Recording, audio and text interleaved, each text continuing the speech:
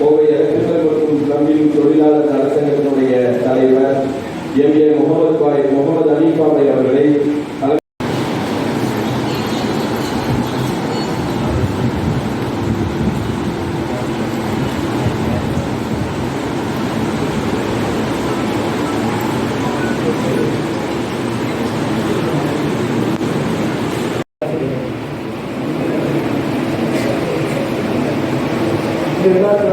அனைவருக்கும் மற்றும் குழுவினர் அனைவருக்கும் தமிழெல்லாம் படித்து உலக அனைவரும் ஒரு ஒன்றாய் மக்களாக மாற்றிய உலக போட்டி போட்டாங்க. 29ஆம் ஆண்டு முழுக்க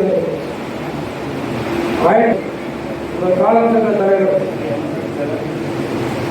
அப்துல் லத்தீப் சாஹிப் அவர்கள் மூலமாக உருவாக்கப்பட்ட சங்கம் சட்டப்படி 29 ஆண்டு காலமாக நடந்து கொண்டு வெற்றி பெற நடைபெற்று கொண்டிருக்கிறது. முன்னாடி வந்துட்டாங்க நல்லா இருக்கும், கொஞ்சம் பின்னாடி போய் முன்னாடி நல்லா இருக்கும், அவசியம் வரணும். ஏன்னா அவங்கெல்லாம் வந்துதான் வந்து சங்கத்தை நடத்தி வழிநடத்தி வெற்றி பண்ண 2008 2007 மாற்றம் பண்ணதுக்கு அப்புறம் காலம் சென்ற பிரபுகன் அவர்கள் கோவை கூட்டத்திற்கு நலவாரி சங்கமாக இது நம்ம சங்கத்தையும் தமிழ்நாடு தனியார் சங்கத்தையும் நம்ம கவுஸ்பாய் தலைவர்கள் அவங்க ஒப்படைச்சாங்க. அந்த சங்கத்தை நம்மளால் பொருள் நடந்ததாக இருந்தோம். 16, 17, 18 ஆண்டுகள் நடந்ததுக்கப்புறம் நிர்வாக மாற்றம் செயல்பட்டு ஒரு சிறிய இடைவெளிக்கு திரும்ப கொரோனா காலத்துக்கு பிறகு திருப்பி ஆரம்ப காலத்துக்கு போயிடுச்சு. இப்போ புதுசாக ஒரு பெயர் பதிவு பண்ணி அந்த சங்கத்தில் ஒரு பணிகளை எடுத்து இப்போ செயல்பாடு தீர்மானிச்சு அதை நடத்தி கொண்டு இருக்கிறோம். இல்லை நான் வந்து 95ஆவது ஆண்டு அந்த சங்கம் உருவாக்கும் போது நான் வந்து சாதாரண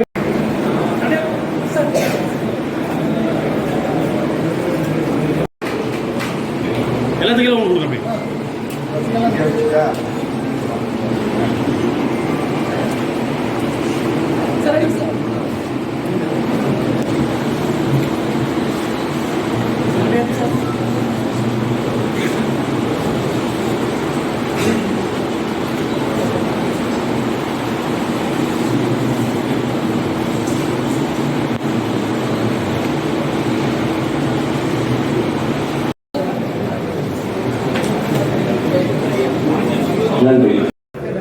அனைவருக்கும் வணக்கம். என் பேர் Vinod, JMD of Kaveri group of companies. இன்றைக்கி 29வது ஆண்டு விழா கோவை எலக்ட்ரிக்கல் அண்ட் பிளம்பிங் தொழிலாளர் நல சங்கத்தின் 20வது ஆண்டு விழா நடக்குது இன்றைக்கி.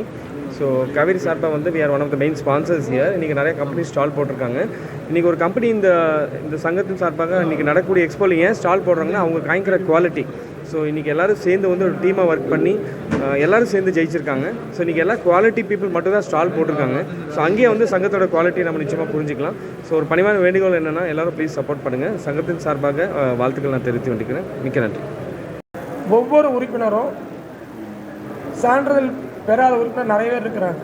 எல்லாருமே வந்து படிச்சுட்டு இருப்போம். குடும்ப சூழ்நிலை இந்த காரணமாக வந்து ஒவ்வொருத்தரும் பணியை மேற்கொண்டு எல்லாருமே பார்த்தீங்கன்னா பொண்ணு படிச்சிருக்க மாட்டாங்க.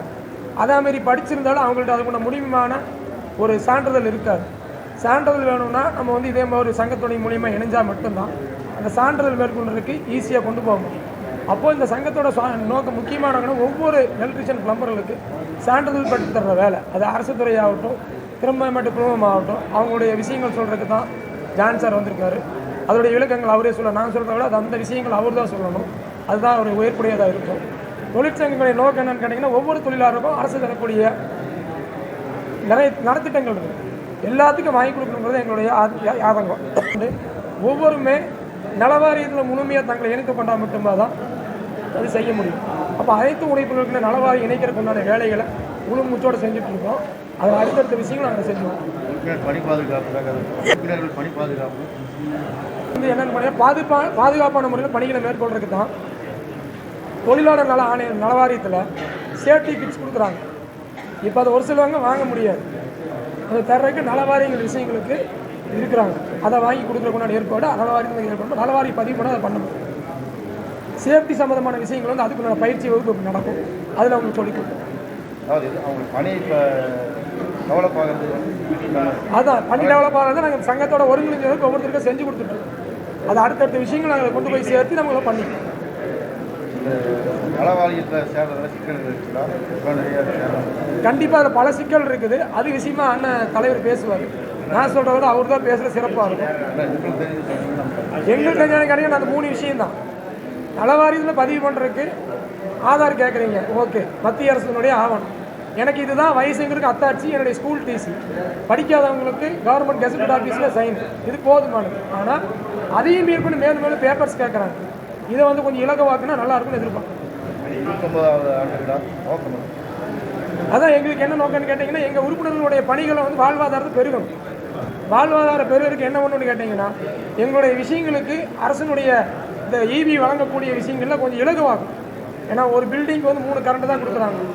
3 பில்டிங் எந்த அந்த ஆவணத்தை கொண்டு வா, இந்த ஆவணத்தை கொண்டு வா. இப்போ வந்து ஒரு கம்ப்ளீஷன் சர்டிஃபிகேட் கேட்குறாங்க. எங்கேயுமே கொடுக்குறது இல்லை. சிஎம்டிஏ அப்ரூவல் வாங்கினா மட்டும்தான் கம்ப்ளீஷன் சர்டிஃபிகேட். இங்கே ஒரு 1.25 சென்ட் 2 சென்ட்டில் ஒருத்தர் வீடு, இப்போ என்னையே எடுத்துக்கங்க, இப்போ பாடுபட்டு இருக்கிறேன். நாளைக்கு ஒரு கடை வைக்கணும், வீட்டுக்கு கீழே ஒரு கடை கட்டி ஒரு மேலே 2 வீட்டை கட்டுவேன், 10 ரூபா வருமானம் வரும். கீழே கடையை கட்டினா கரண்ட் தரமாட்டேன். இப்போ நாங்கள் எப்படி அந்த வாழ்வாதாரத்தை நாங்கள் பெருக்க முடியும்? இப்படி காலம் வச்சு நாங்கள் ஓடிக்கிட்டே இருக்க முடியுமா? எங்களுக்குன்னு ஒரு குழந்தை குட்டிகள் இருக்குது. எங்களுக்கு அடுத்தடுத்த வாழ்வாதாரம் பெருக்க வேண்டிய வேலை இருக்குது.